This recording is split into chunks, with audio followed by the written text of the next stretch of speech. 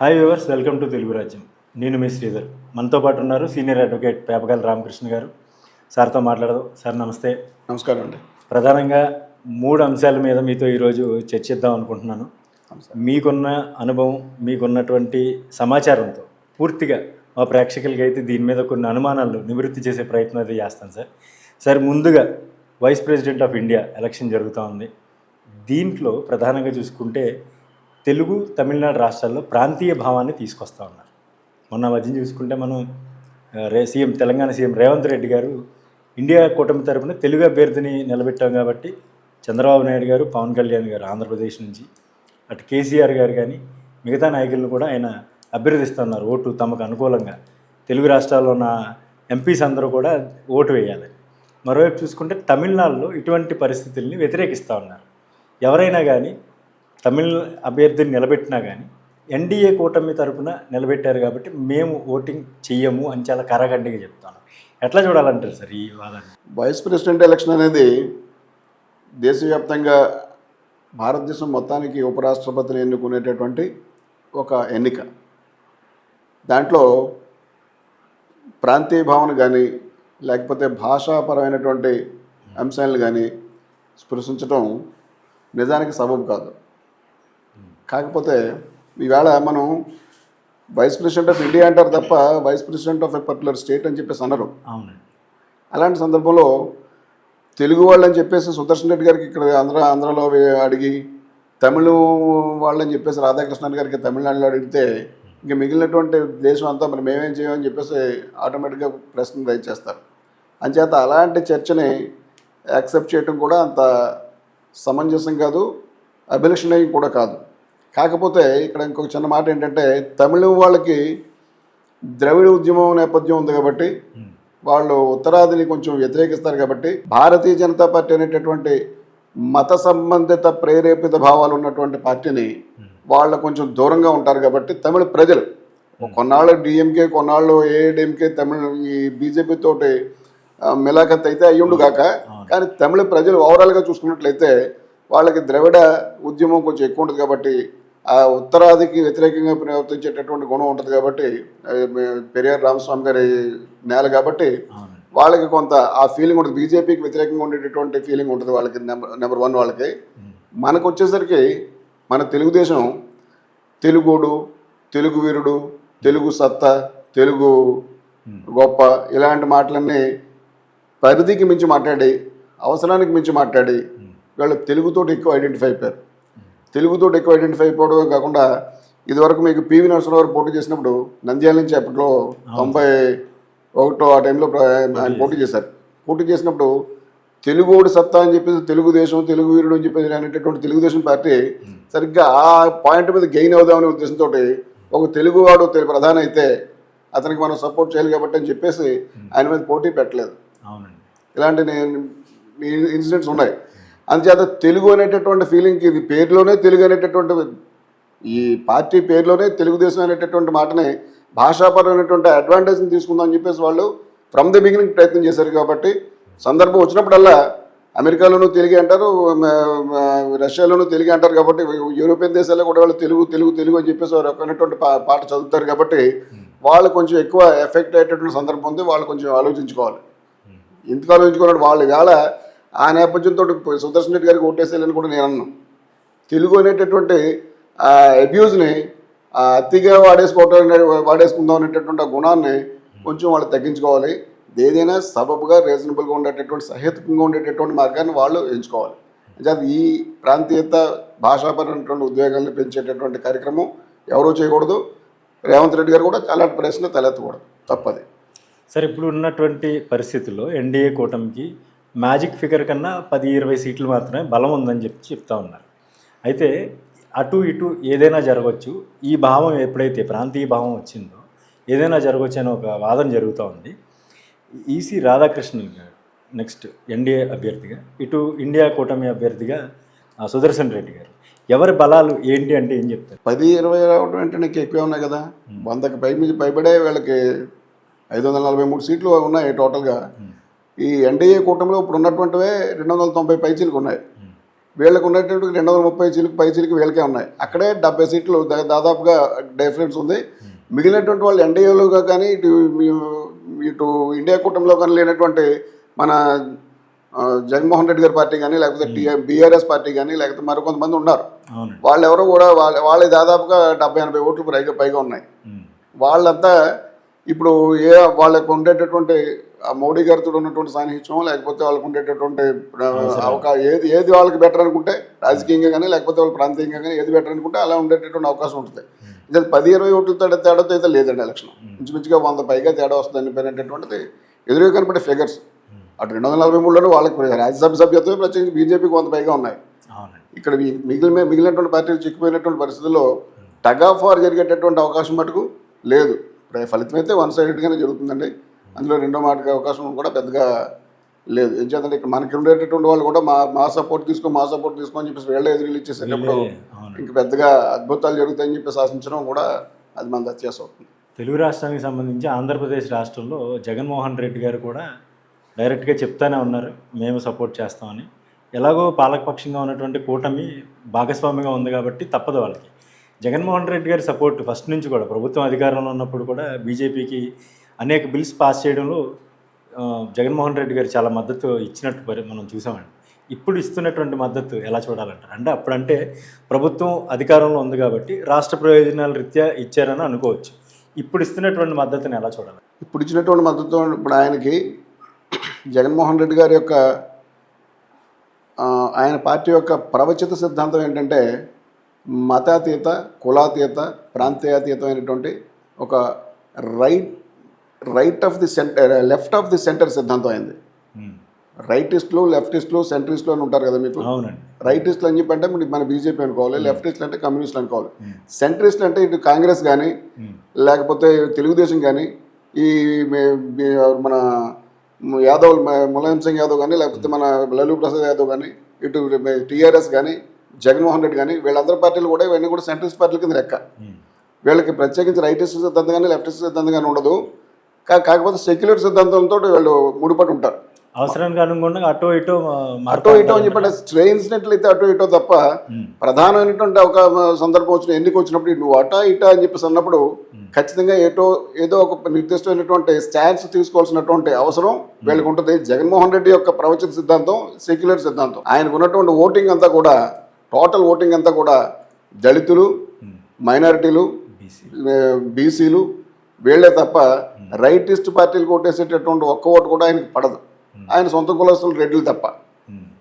అందుచేత ఆయన తనకు ఉన్నటువంటి ఓట్ బేస్ ఏదైతే ఉందో దాన్ని దృష్టిలో పెట్టుకుని కనుక ఆయన రాజకీయం చేయాల్సి వస్తే కనుక ఇప్పుడు ఖచ్చితంగా ఆయన ఇండియా బ్లాక్ ప్రతిపాదించినటువంటి సుదర్శన్ రెడ్డి గారికి ఓటేయాలి. ఆయన ఎట్టి పరిస్థితుల్లో కూడా he is not suppose to extend his support to Radhakrishnan. అది మా జగన్మోహన్ రెడ్డి గారికి సంబంధించినంత వరకు. అయినప్పటికీ అటు ఇస్తానన్నది చెప్పంటే ఆయనకు ఉన్నటువంటి పర్సనల్ రీజన్స్ ఏమిటన్నది మనకి that is for everybody's guess, మనం చెప్పేది కాదు. సరే, ఈ మధ్యకాలంలో బాగా సోషల్ మీడియాలో కానీ మెయిన్ స్ట్రీమ్ మీడియాలో కానీ బాగా వైరల్ అవుతా ఉన్నమాట ఈవీఎం ట్యాంపరింగ్, ఓట్స్ చోరీ. రాహుల్ గాంధీ గారు కూడా సుదీర్ఘంగా 1.5 గంటల పాటు దీని మీద ఒక ప్రెస్ మీట్ పెట్టారు. దీని మీద ఈసీ కూడా స్పందించింది. కానీ ఈసీ స్పందించిన తీరులో కానీ రాహుల్ గాంధీ గారు ఆరోపిస్తున్నటువంటి వ్యవహారంలో కానీ ఏంటి సార్ అసలు ఎలా జరుగుతుంది? రాహుల్ గాంధీ గారు స్పందించింది ఈవీఎం ట్యాంపరింగ్ గురించి కాదండి. ఈవీఎం ట్యాంపరింగ్ బటన్ నొక్కేస్తే మీకు వేసినటువంటి ఓటు నాకు పడిపోయేలాగా, లేకపోతే నాకు వేసేసినటువంటి ఓటు మీకు పడిపోయేలాగా, లేకపోతే ఇద్దరికి వేయినటువంటి ఓట్లు కొత్త ఓట్లకు జనరేట్ అయిపోయేలాగా చేసేటటువంటిది ఈవీఎం ట్యాంపరింగ్. అది రాహుల్ గాంధీ గారు స్పందించింది అది కాదు. దాని మీద రాహుల్ గాంధీ గారు ఈ విషయాన్ని మరి జనరల్గా మరి ప్రజలు ఎలా తీసుకుంటారో నాకు తెలీదు. ఆయన చాలా విస్పష్టమైనటువంటి ఆరోపణలు చేశారు, నిర్దిష్టమైనటువంటి ఆరోపణలు చేశారు. దానికి ఎలక్షన్ కమిషన్ నుంచి సరైనటువంటి సందర్భం కూడా సమాధానం కూడా రాకుండా నువ్వు అఫిడవిట్ ఇవ్వి, అండర్ ఓత్ చెప్పు, ఓత్ చెప్పు, నువ్వు అఫిడవిట్ ఇవ్వు, లేకపోతే మాకు కంప్లైంట్ ఇవ్వు అనేటటువంటి మాటలు మాట్లాడుతా తప్పించి నువ్వు చెప్పినటువంటి 1,02,250 ఓట్లు, 1,02,250 ఓట్లు ఒక అసెంబ్లీ సెగ్మెంట్లో బెంగళూరు సెంట్రల్ సీట్లో ఉన్నటువంటి 7 అసెంబ్లీ సెగ్మెంట్లోనూ ఒక సెగ్మెంట్లో పెరిగినాయి అని చెప్పేసి ఆయన చెప్తున్నటువంటి మాట. అలాంటప్పుడు దాని మీద ఆయన ప్రత్యేకంగా ఎక్సర్సైజ్ చేశారు. ఎక్సర్సైజ్ చేయడం అంటే వాళ్ళు మెషిన్ రీడబుల్ మెటీరియల్ ఇవ్వకుండా ఫిజికల్గా కాగితాలతో ఉన్నటువంటి మెటీరియల్ ఇచ్చి అది ఒక్కొక్కటే చదువుకోవడానికి ఒక్కొక్క రోజు పట్టేసేటటువంటి పరిస్థితులు కల్పించినప్పుడు ఆయన చాలా ఓపికగా వాటిని రైట్ ఇన్ఫర్మేషన్ యాక్ట్ కింద తెప్పించుకుని దాన్ని స్టడీ చేసి అన్నీ చేసి ఏ సింగిల్ డోర్ నెంబర్లో ఎంతమంది ఉన్నారు, లేకపోతే 0 డోర్ నెంబర్లో ఎంతమంది ఉన్నారు, లేకపోతే పలానా చోట చనిపోయిన వాళ్ళు ఎంతమంది ఉన్నారు, ఇలాగ ఎన్ని రకాల మ్యానిపులేషన్స్ చేయాలంటే ఎలక్షన్ ఓటర్స్ లిస్టులోనే దొంగ ఓట్లను చేర్చేసి ఒక మనిషి 4-5 చోట్ల ఓట్లను చేర్చేసి లేని అడ్రస్ల చోట ఓట్లను చేర్చేసి ఇలాగా ఎలాంటి మ్యానిపులేషన్స్కి ఎలక్షన్ కమిషను తన తోడ్పాటుతోటి ఈ పాపానికి పాల్పడింది అనేటటువంటిది ప్రజెంటేషన్ ఇచ్చారు ఆయన. ప్రజెంటేషన్ ఇచ్చారు, అది రికార్డు ఉంది. ఆ రికార్డులో ఉన్నటువంటి తప్పు ఏదైనా దొలితే మీరు రికార్డెడ్గా మీరు ఖచ్చితంగా అతన్ని పట్టుకుని అతన్ని బదనాం చేయొచ్చు. మీరు అలా చేయకుండా నువ్వు ప్రమాణపూర్తిగా చెప్పు, అఫిడవిట్ ఇచ్చి చెప్పు, లేకపోతే గుళ్ళోకి వచ్చి మన విఘ్నేశ్వర స్వామి గుడి ఉంటుంది మన తిరుపతి పక్కన, అలాంటి గుళ్ళోకి వచ్చి ప్రమాణం చేయి. ఇలాంటి చీప్గా మాట్లాడేటటువంటి మాట ఎలక్షన్ కమిషన్ ఆఫ్ ఇండియా నుంచి రావాల్సినటువంటిది కాదు. It's a matter of record. కోర్టులో మీకు నిజంగా అధికారం చేసినట్టయితే మీరు దానికి ప్రతిగా మీరు కౌంటర్ చేసి చేయొచ్చు. అతను మెటీరియల్ పెట్టాడు అక్కడ. దాన్ని జగన్మోహన్ రెడ్డి జట్టు వీళ్ళు ఇంకా తెలివైన వాళ్ళు. నువ్వు ఆంధ్రలో జరిగినటువంటి దాని గురించి పట్టించుకోలేదని చెప్పి ఆంధ్రలోనే కదా అసలు ఆయన ఎక్సర్సైజ్ చేసినటువంటి పాయింట్ తప్ప ఇంక వేరే ఏది ఆయన ముట్టుకోలేదు. ఇంకేదైనా వితౌట్ హ్యావింగ్ మెటీరియల్ ఆయన చెప్తే ఆయన తేలిపోతాడు. మెటీరియల్ అతను ఇచ్చిందే మెటీరియల్. ఆయన ఊరికే ర్యాండమ్ ఎలిగేషన్స్ చేయలేదు, చీప్గా చేయలేదు. ఆయన ఎక్సర్సైజ్ చేశాడు దాని మీద. ప్రైమ్ మినిస్టర్ ఆఫ్ ఇండియా తర్వాత prime minister opposition leader of opposition Lok Sabha అని చెప్పంటే ప్రైమ్ మినిస్టర్ నెక్స్ట్ క్యాడర్లో వస్తాడు. అలాంటి మనిషి అన్ని రోజుల పాటు బాయిల్ అయిపోయి చేసినటువంటి కృషి అది. దానికి ఊరికే సాధారణంగా అతను ఏదో ర్యాండమ్గా చెప్పి క్యాజువల్గా మాట్లాడేస్తే కుదరదు. ఎలక్షన్ కమిషన్ ఆఫ్ ఇండియా కూడా చేతులు ఎత్తేసి నోరు మూసుకుని కూర్చుని ఉంది. ఆయన చూసేసి ఈ తొండాటం ఏమని నువ్వు ఇలాగ అఫిడవిట్ మీద చెప్పు, లేకపోతే కంప్లైంట్ ఇవి అనేటటువంటి తప్పుడు మాటలు మాట్లాడటం తప్ప నువ్వు చేసినటువంటి పలానా డోర్ నెంబర్లో నువ్వు చెప్పినటువంటి ఫేక్ ఓటు లేదు, నువ్వు చెప్పినటువంటి 0 డోర్ నెంబర్ మీద మీకు కొత్త ఓటు మేము పెట్టలేదు, ఇది అసలు ఇది ఓటింగ్ జరగలేదు, ఈ చెప్పినటువంటి ఆరోపణకి అక్కడ ఉన్నటువంటి ఎలక్షన్ రిజల్ట్కి అసలు ఏ రకంగా సంబంధం లేదని చెప్పేసి ప్రూవ్ చేయాలి. ప్రూవ్ చేసి దాన్ని బదనాం చేయొచ్చు. అలా చేయకుండా మామూలుగా క్యాజువల్గా ఒక చీప్ పొలిటీషియన్ జిల్లా పరిషత్ ఆఫీస్లో కూర్చొని మాట్లాడేటటువంటి పొలిటీషియన్ లెవెల్లో election commission of India chief election commissioner మాట్లాడటం అంటే అది ఇంకా అంతకంటే మనం మాట్లాడడానికి అవకాశం లేదు. ఆయన మాట్లాడింది అసలు ఏ రకంగానూ it doesn't stand to any standard of proof. Rahul Gandhi గారు ఇంత సాహిత్యకంగా చెప్తున్నప్పుడు దీన్ని ఒక ఎజెండా లేకపోతే ఒక స్వయం ప్రతిపత్తి కింద వాళ్ళు తీసుకుని స్వయం ప్రతిపత్తి కలిగిన సంస్థ ఎలక్షన్ కమిషన్ ఆఫ్ ఇండియా దీన్ని చిత్తశుద్ధిగా తీసుకుని భారతీయ జనతా పార్టీ కానీ ఇటు ఎలక్షన్ కమిషన్ కానీ అయితే గవర్నమెంట్ ఆఫ్ ఇండియా కావచ్చు, ఎందుకంటే ప్రభుత్వం మీద నిందపడినట్టే ఎలక్షన్ కమిషన్ ఆఫ్ ఇండియా దాన్ని ఎందుకు చేయలేకపోతున్నాయి అంటారు సార్? దాన్ని నివృత్తి ఎందుకు చేయలేకపోతున్నాయి? నివృత్తి చేయడానికి అక్కడ బెనిఫిట్ పొందిన తర్వాత నివృత్తి ఎలా చేస్తారండి? సొత్తుతో దొరికేసిన వాడు నివృత్తి ఎలా చేస్తాడు? నివృత్తి చేయడానికి చేసే అవకాశం లేదు అసలు. అక్కడ నివృత్తి చేసే అవకాశం ఉండేటట్టుగా అతను 6 నెలల పాటు కృషి చేసాడండి ఆ పాయింట్ మీద, ఆ ఒక్కదాని మీద 6 నెలల పాటు కృషి చేసినటువంటి పాయింట్ మీద అతను పవర్ పాయింట్ ప్రజెంటేషన్ ఇచ్చాడు, నెంబర్లు ఇచ్చాడు, డోర్ నెంబర్లు ఇచ్చాడు, పేర్లు ఇచ్చాడు, ఫోటోలు ఇచ్చాడు. ఇచ్చిన తర్వాత మీరు కాదనడానికి ఝాన్సీ నివృత్తి చేయడానికి అవకాశం ఏం చేశాడు? నివృత్తి వాళ్ళకి చేయలేరు నివృత్తి. దానికి ఇక్కడ మన జగన్మోహన్ రెడ్డి చెప్పేటటువంటి మా సాకులు ఏంటంటే నువ్వు ఆంధ్ర గురించి మాట్లాడేవని చెప్పేసి అంటారు. ఆంధ్ర గురించి అతను ఎందుకు మాట్లాడతాడు? ఆంధ్ర గురించి నువ్వే మాట్లాడలేదు కదా. పైగా నా నిర్దిష్టమైనటువంటి ఒపీనియన్ చెప్తున్నాను. ఇప్పుడు ఆంధ్రలో ఈవీఎం ట్యాంపరింగ్ జరిగింది అది ఇది అని చెప్పేసి అన్నారు. నేను దానికి ఆ వ్యూ నేను సబ్స్క్రైబ్ చేయలేను, ఒప్పుకోలేను. ఎందుకంటే ఇక్కడ మనకి ఎలక్షన్ జరిగిన రోజున 68% పోలింగ్ జరిగిందని చెప్పి చెప్తున్నారు. ఆ తర్వాత 3 రోజులకి మే 13వ తారీఖున ఎలక్షన్ జరిగితే ఆ రోజు సాయంత్రానికి 68% జరిగిందని చెప్పి చెప్పారు. మే 17వ తారీఖు వచ్చేసరికి ఓటింగ్ శాతం పెరుగుతుంది, 12.54% ఓటు పెరిగింది. ఓవరాల్గా 80% జరిగిందని చెప్పి చెప్తున్నారు. ఈ 12% ఓట్లు వాళ్ళు తెచ్చి కలిపేసుకున్నారు అనేది వాళ్ళు చెప్పేటటువంటి మాట. అది డొల్ల మాట. అది ఎందుకంటే 2014లో మీకు 2014లో 75% ఓటింగ్ జరిగింది చూసుకోండి. 2019లో 79% ఓటింగ్ జరిగింది. 4% పెరిగింది. అవునండి. 2019కి ఇప్పటికే జరిగినటువంటిది పెరిగినటువంటి ఓటింగ్ శాతం 2% లోపు. 80కి కొంచెం డెసిమల్ పాయింట్స్ ఏదో జరిగినాయి తప్ప గణనీయంగా పెరిగినటువంటి సందర్భం లేదు. ప్రతిసారి ఓటింగ్ శాతం ఖచ్చితంగా పెరుగుద్ది. ఓటింగ్ శాతం ఎందుకు పెరుగుద్ది అని చెప్పంటే, మీరు ఓటుకి 2,000 రూపాయలు 3,000 రూపాయలు డబ్బులు ఇచ్చేసి ఇంటింటికి మీరు కాగడాలు పట్టుకుని మనుషులు దేవేసేటప్పుడు, మీరు కంచు కాగడాలు పట్టుకుని మొత్తం అందరినీ కవర్ చేసేసేటప్పుడు ఇంతంత డబ్బు రెండు పక్షాల నుంచి తీసుకునేటటువంటి మనిషి ఇదేదో పెద్ద పండగ కింద, పైగా విదేశాల నుంచి కూడా వచ్చేసారు కొంతమంది. సెలవులు పెట్టుకుని విదేశాల నుంచి ప్రత్యేక స్పెషల్ ఫ్లైట్లు పెట్టుకునే వాళ్ళు వచ్చారు, స్పెషల్ టికెట్లు పెట్టుకుని బస్సులు పెట్టుకుని వీళ్ళు వచ్చారు. హైదరాబాద్ నుంచి వచ్చినటువంటి బస్సులు కొన్ని వందల బస్సులు వచ్చినాయి. అలాగే ట్రైన్ టికెట్లు అసలు ఖాళీ లేకుండా జరిగినాయి. ఇంత కోలాహలంగా ఓటింగ్ జరిగినప్పుడు మీకు 2019 కంటే ఓటింగ్ శాతం తక్కువ జరుగుతుందని చెప్పి ఎవరైనా అనుకుంటారా? అలాంటి అవకాశం ఏమైనా ఉందా? పెరిగింది ఎంత? 1.5% కంటే ఎక్కువ పెరగలేదు. 2014 నుంచి 19 వరకు ఎంత పెరిగిందో అందులో సగమే ఓటింగ్ శాతం పెరిగింది ఇప్పుడు 2024లో. అందుచేత ఈవీఎం మ్యానిపులేషన్స్ వల్ల ఓడిపోయారని చెప్పేసి ఆయన అనుకుంటే కనుక ఆయన కూడా అనుకోవట్లేదు. జగన్మోహన్ రెడ్డి కూడా అనుకోవట్లేదు. అసలైన విషయం ఏంటంటే, మోడీకి మన రాష్ట్రంలో జగన్మోహన్ రెడ్డి అంతటి ప్రీతిపాత్రమైన మనిషి మరొకరు లేరు, ఉండరు. ఇది నిజం. ఎలా నిజం అని చెప్పేసి అంటే, మీరు మొత్తం కావాల్సిన ఈవెంట్స్ అన్నీ చూసుకోండి మీరు. ఎందుచేతంటే మోడీతో తేడా వస్తే చంద్రబాబు నాయుడు గారు మొత్తం దేశమంతా తిరిగేసి నానా రకాలుగా తిట్టాడు. అసెంబ్లీలో కూడా పచ్చిపోయే 4 మాటలు మాట్లాడాడు. ఆయన కూడా ఈయన పోలవరం ఏటీఎం అని చెప్పేసి చాలా మాటలు ఆయన కూడా మాట్లాడారు.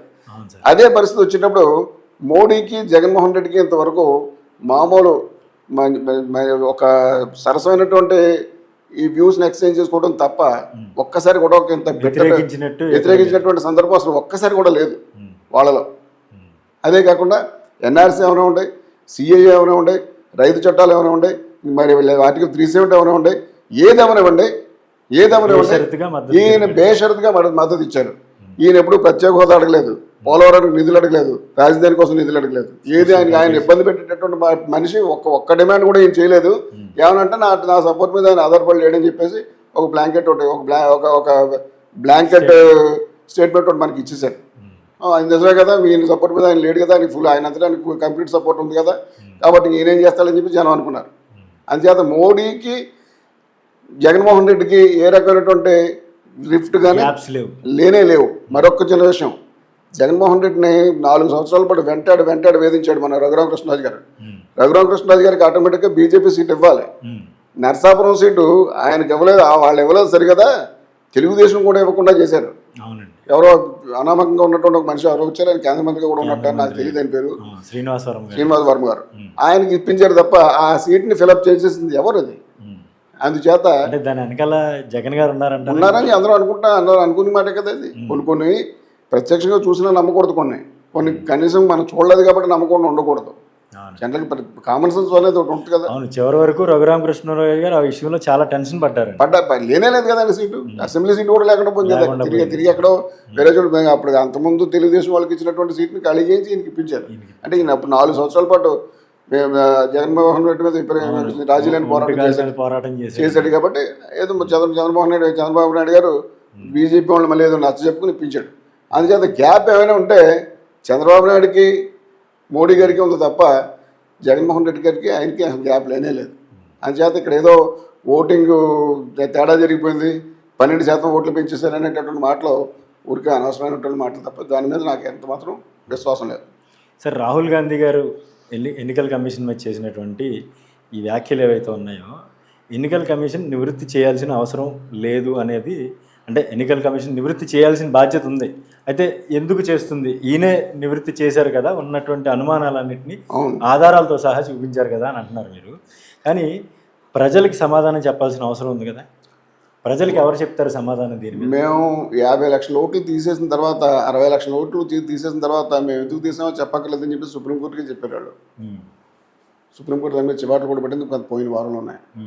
అందుచేత ఎలక్షన్ కమిషన్ మీద మనం యాక్షన్ తీసుకునేటటువంటి ఆ ప్రొవిజన్స్ కూడా లేకుండా చట్టాన్ని 2023లో మార్చారని చెప్పేసి చెప్తున్నారు. నేను కూడా ఆ యాక్ట్ డైరెక్ట్గా చదవలేదు, అది కూడా మన రాహుల్ గాంధీ గారే చెప్పారు.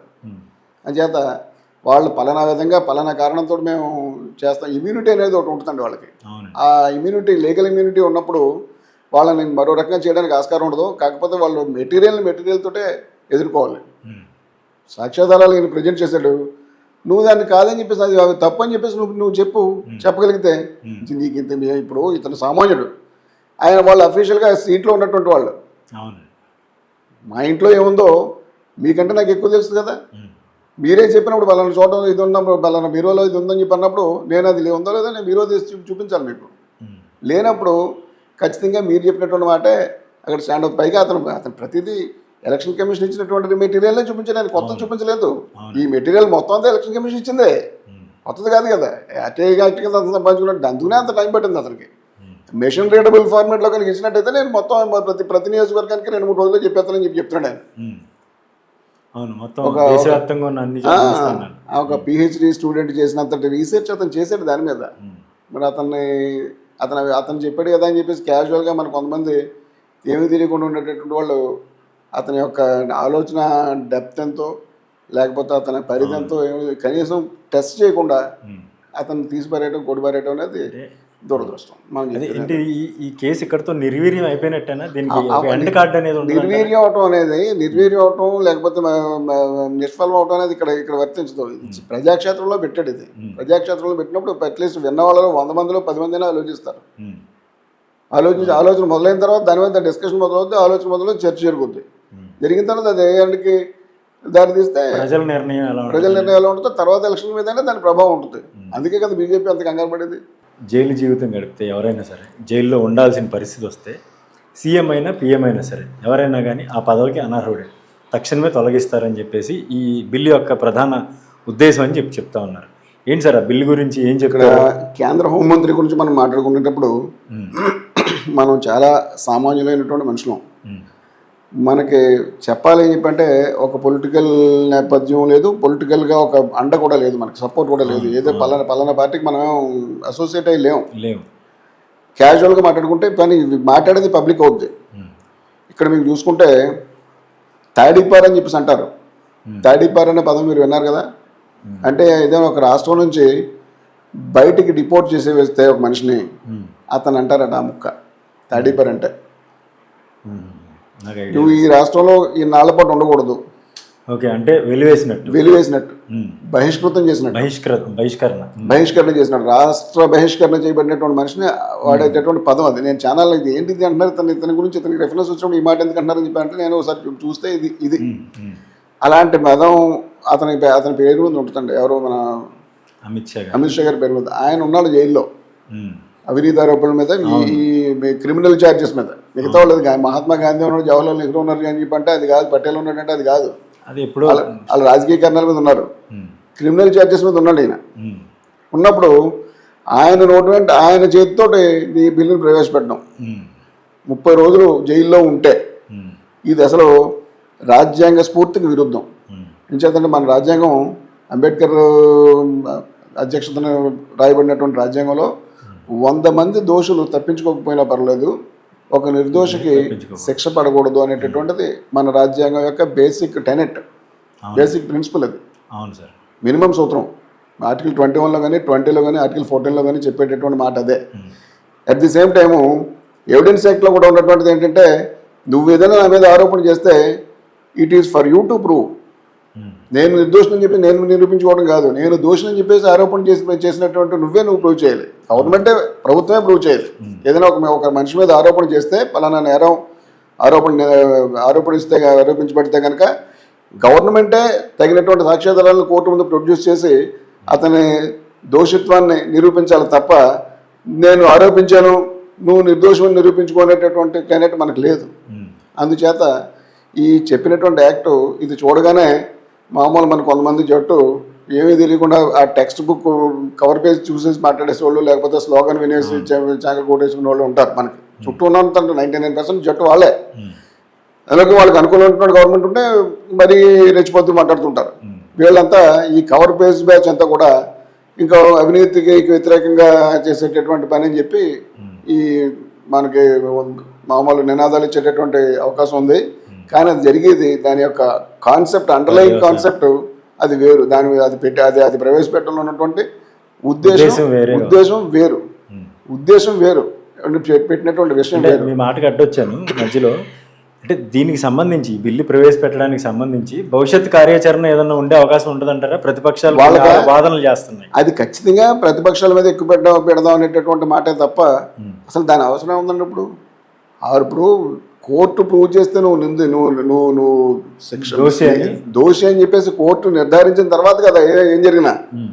కోర్టు నిర్ధారించకుండా కేవలం ఆరోపణ మీదే నువ్వు 30 రోజులు చేయబడి మామూలు 100 ఖైదీ కింద మీరు జైల్లో ఉంటాడు, బెయిల్ వచ్చే వరకు జైల్లో ఉంటాడు.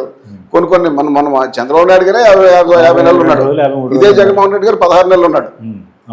ఇంకా వాళ్ళ గిల్ట్ ఇంకా ప్రూవ్ అవ్వలేదు కదా, ఇంకా ట్రయల్ ఇంకా పూర్తి అవ్వలేదు కదా. ఇలాంటి చట్టంగానే వచ్చినట్టయితే ఇంకా ఇలాంటి వాళ్ళకి ఛాన్స్ ఉండదు. ఇలాంటి వాళ్ళు ఎలాంటి వాళ్ళు అవుతారు? కేవలం కేసు పెట్టి కావాలని చెప్పేసి కేసు మేమనే మనిషి మీద బనాయించబడి ఆ పెద్ద పెద్ద సెక్షన్లు వాడటం వల్ల ఆ సెక్షన్లకు ఇమీడియట్గా బెయిల్ ఇచ్చేటటువంటి అవకాశం లేకుండా చేసి కుట్రపూరితంగా ఒక మనిషిని ఒక పదవికి దూరం చేసే, అతనికి ఉన్నటువంటి హక్కుకి ఎంజాయ్ చేయకుండా దూరం చేసేటటువంటి మాట అవుతుంది తప్ప ఇది బహుశా ఇది కాన్స్టిట్యూషనల్ అమెండ్మెంట్ కాబట్టి పార్లమెంట్ 2/3 మెజార్టీతో పాస్ అవ్వాలని చెప్పి చెప్తున్నారు. అందుచేత ఇది పాస్ అయ్యే అవకాశం కూడా పెద్దగా లేదు. ఒకవేళ పాస్ అయినా మెజార్టీతో పాస్ అయినా సుప్రీంకోర్టులో దీనికి టెస్ట్ ఒకటి ఉంటుందండి సపరేట్గా. Whether it is in accordings with the principles of the constitution or not అనేటటువంటిది ఖచ్చితంగా సుప్రీంకోర్టు యొక్క టెస్ట్ నెగ్గాలి. ఆ టెస్ట్ అక్కడ ఆటోమేటిక్గా సుప్రీంకోర్టుకి వెళ్తుంది.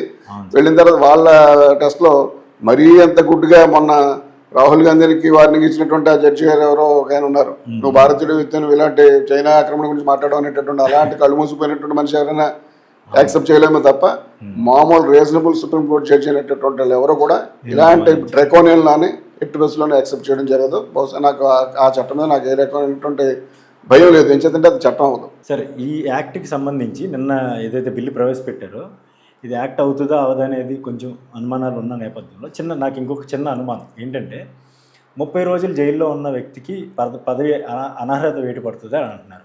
అంటే 30 రోజులు ఏదన్నా ఇప్పుడు మీరు అన్నట్టు ఏదన్నా అవినీతి ఆరోపణలు ఉన్నా లేకపోయినా ఒక డమ్మీ కేసు లేదంటే బెయిల్ రాని సెక్షన్ మీరు అన్నట్టు పెట్టేసి 30 రోజులు ఉంటే అది అనర్హత పడుద్ది అంటారా? అది పడాలనే పెట్టారు చట్టం, అలా పడాలి. మీరు అన్నది పడాలి. అలాంటి 30 రోజుల పాటు జైల్లో ఉంటే అంటే కేసు నిర్ధారించబడిన తర్వాత దోషి అని తేలిన తర్వాత కోర్టు తీర్పు వచ్చిన తర్వాత అనే మాట అందులో లేదు.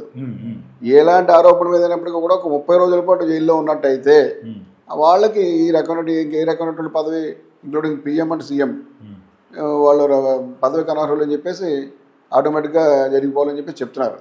అది ఇప్పుడు సపోజ్ ఇది యాక్ట్ అమల్లోకి వచ్చింది అనుకోండి సార్, తర్వాత కోర్టులో అది నిర్దోషిగా తేల్తాడు ఆయన, అప్పుడు ఏంటి సార్ పరిస్థితి? అందులో ఏముంటుందండి, ఏముంటుంది మహా అయితే గవర్నమెంట్ మీద డ్యామేజెస్ అడుగుతాడు. నాకు ఎంత నేను మానసికంగా ఎంత అలా కుమిలిపోయినాను, నాకు ఎంత అవకాశాలన్నీ పోయినాయి, నా ప్రజల దృష్టిలో నేను దోషి కింద తేలిపోయాను, అల్టిమేట్గా నా నిర్దోషిత నిరూపితమైంది, నా గవర్నమెంట్ మీద నాకు పౌర నష్టం ఉండని చెప్పేసి ఏమో తప్ప ఇంకంతకంటే వేరే అవకాశం ఏమి ఉండదండి. పొలిటికల్ లైఫ్ పూర్తిగా పాడైపోయినట్టే. అంతే కదా, అలా చెయ్యాలనే కదా మరి దీని వీళ్ళ ఉద్దేశం.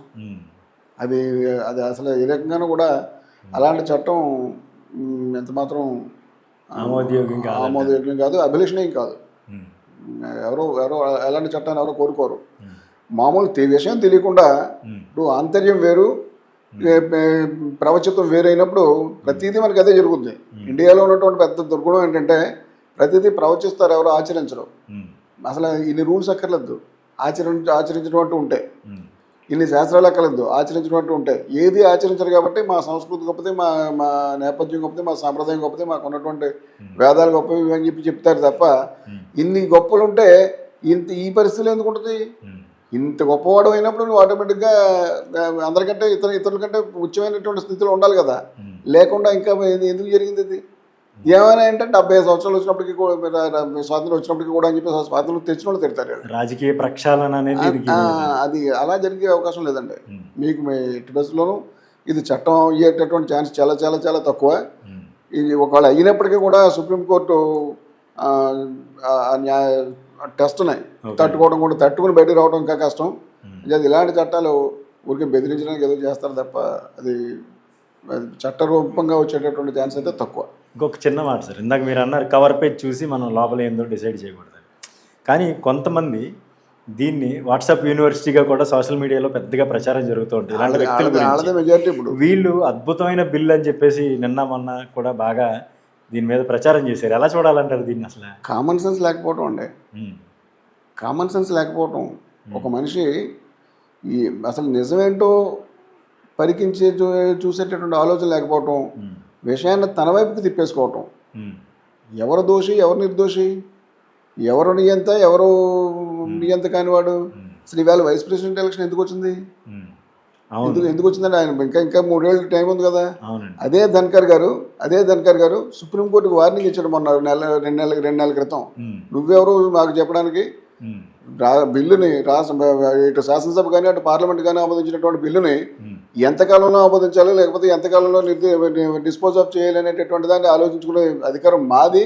ఉమ్, ఇంతకాలంలో నువ్వు చేయాలని చెప్పేసి డైరెక్షన్ ఇవ్వడానికి నీకు ఉన్నటువంటి అధికారం ఏంటని చెప్పేసి ఇదే ధన్కర్ గారు సుప్రీంకోర్టుని గద్దించాడు గవర్నమెంట్ తరఫున.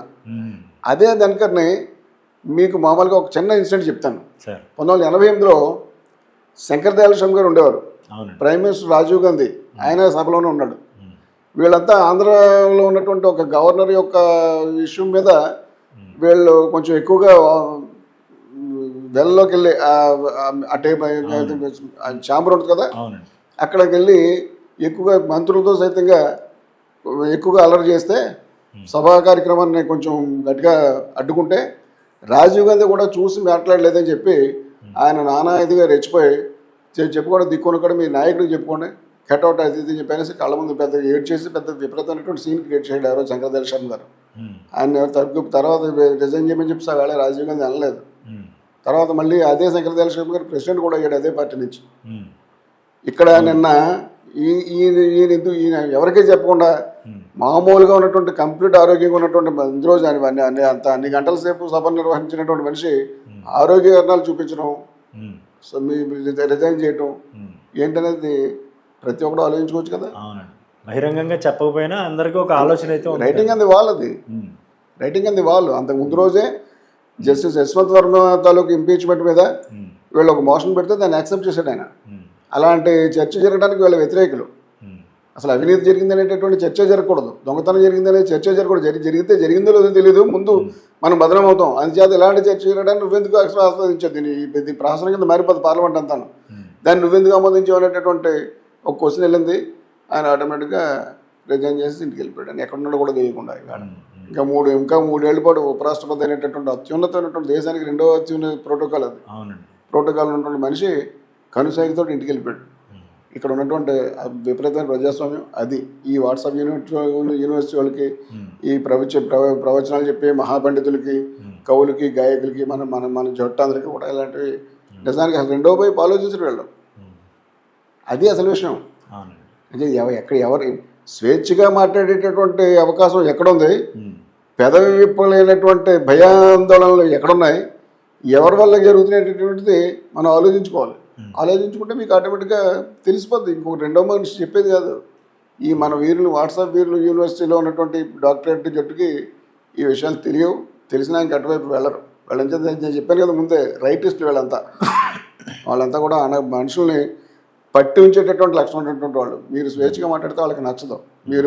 మీకు నచ్చినటువంటి బట్టలు కట్టుకుంటే వాళ్ళకి నచ్చదు. మీకు నచ్చినటువంటి తిండి పెట్టుకుంటే వాళ్ళకి నచ్చదు. వాళ్ళు చెప్పినటువంటి ఆవు వచ్చే మీరు వాడాలి, మీరు వాళ్ళు వచ్చినటువంటి గోమయమే మీరు వాడుకోవాలి. ఇంతే లెక్క. అతిపెద్ద ప్రజాస్వామ్య దేశంలో స్వేచ్ఛగా మాట్లాడే హక్కు లేదంటారు ఫైనల్. లేదండి ఉండేటటువంటి పరిస్థితులు తక్కువ అవుతున్నాయి అంటున్నాం. మీకు చెప్తే ప్రతి ఒక్కరు ఎమర్జెన్సీ, మళ్ళీ కాంగ్రెస్ ఇక్కడ ఎమర్జెన్సీ దగ్గరికి వస్తారు ప్రతి ఒక్కరు. ఎమర్జెన్సీ డిక్లేర్డ్ ఎమర్జెన్సీ, అది ప్రొక్లైమ్డ్ ఎమర్జెన్సీ. ఎమర్జెన్సీ అని చెప్పేసి ప్రొక్లైమ్ చేశారు. ఇక్కడ ఎమర్జెన్సీ అని ప్రొక్లైమ్ చేయకుండా అంతకంటే ఎక్కువ చేస్తున్నారు. ఎమర్జెన్సీలో ఏ కవి చనిపోలేదు, ఏ గాయకుడు చనిపోలేదు, ఏ కళాకారుడు చనిపోలేదు, హత్య చేయబడలేదు. ఇక్కడ జరిగింది మర్డర్, కల్బుర్గి మర్డర్ జరిగింది. తర్వాత ఆవిడెవరో ప్రకాష్ రాజ్ గారు చెప్తుంటాడు, లేడీ కర్ణాటకలో, అవునండి, జర్నలిస్ట్. వీళ్ళందరి మర్డర్లు ఇక్కడే జరిగినాయి. మాజీ అది లాంటి టైంలో జరిగినాయి కాదు. ఎమర్జెన్సీ టైంలో ఏ కళాకారులు అరెస్టులు జరిగినాయి. ఎమర్జెన్సీ జరగడంలో ఉండవల్లి అరుణ్ కుమార్ గారు చక్కటి ఇంటర్వ్యూలో చెప్పుకొచ్చారు. దాదాపుగా 1.5 గంటల సేపు చెప్పారు ఆయన. ఎమర్జెన్సీ విధించకుండా ఉండే పరిస్థితులు లేవు ఆవేళ. అనివార్యమైంది. అని తప్పదు, రెండో మార్గం లేదు ఆవిడకి. అది ఆ నేపథ్యం వేరే, సెపరేట్గా మాట్లాడుకోవాల్సిన సబ్జెక్ట్. అవునండి. అది ప్రొక్లైమ్డ్ ఎమర్జెన్సీ. నేను ఈవేళ ఈ ఇల్లు మూసేస్తున్నాను, నువ్వు ఇంకా ఇంట్లో వెళ్ళడం లేదని చెప్పారు. అంతేకాకుండా ఇల్లు ఓపెన్గానే ఉంచి నువ్వు వెళ్ళడానికి లేదని చెప్పేసి కళ్ళతో సైతం చెప్తే ఇది అన్ప్రొక్లైమ్డ్ ఎమర్జెన్సీ. ఇది అలాంటి proclaimed emergency is far better than the unproclaimed emergency. That is where we are living in. అది చెప్పేది. అంచేది ఈ వాట్సాప్ యూనివర్సిటీ వాళ్ళు చెప్పేది కామన్ సెన్స్ ఉన్నటువంటి ఎవడో కూడా ఇలాంటి తప్పుడు మాటలు మాట్లాడకూడదు. ఇది ఈ చట్టాన్ని ఖచ్చితంగా దుర్వినియోగం చేయడం కోసమే పెట్టుకున్నారు. ఇది ఖచ్చితంగా దుర్వినియోగం చేసుకోండి. లేకపోతే నీకు ప్రైమ్ మినిస్టర్ ఎవరైనా ఉంటాడా? ప్రైమ్ మినిస్టర్ మర్డర్లు చేస్తారు ఎవరైనా? అతనికి కూడా వర్తింపు చేద్దామని చెప్పి అన్న అర్థం ఉందా? చీఫ్ మినిస్టర్ మర్డర్లు చేసేవాడు చీఫ్ మినిస్టర్ దగ్గర వెళ్తాడా? వెళ్తాడా అని చెప్పి అంటే చేయించి ఉంటారేమో అని చెప్పి అనేది చేయించడం వేరు, చెయ్యాలని అనుకోవడం వేరు, జరగాలని అనుకోవడం వేరు. తన వాళ్ళే కదా, డైరెక్ట్గా ఇన్వాల్వ్ అవ్వడు కదా. అలాంటిది చట్టం పెట్టడంలో ఏంటి మీనింగ్? అలాంటి ఇది దట్టు రాజ్యాంగ సవరణ చేసి, బట్ సుప్రీంకోర్టు అనేది ఒకటి ఉంది. ఆ కోర్టు పరిధిలో దాని టెస్ట్ దాటి రావాలి. కాబట్టి వీళ్ళ ఆకాంక్ష ఏదైతే ఉందో అది నెరవేరే అవకాశం నిజానికి లేదు. అని చెప్పి పెద్దగా భయపడాల్సినటువంటి పని కాదు. Right sir, thank you very much sir, మంచి విషయాలు చెప్పారు. థ్యాంక్ యూ వెరీ మచ్ అండి. తెలుగు రాజ్యం ప్రేక్షకులందరికీ కూడా మరొకసారి ధన్యవాదాలు. మీ ద్వారా ఈ అభిప్రాయం చెప్పినందుకు, చెప్పనిచ్చినందుకు thank you very much. Right.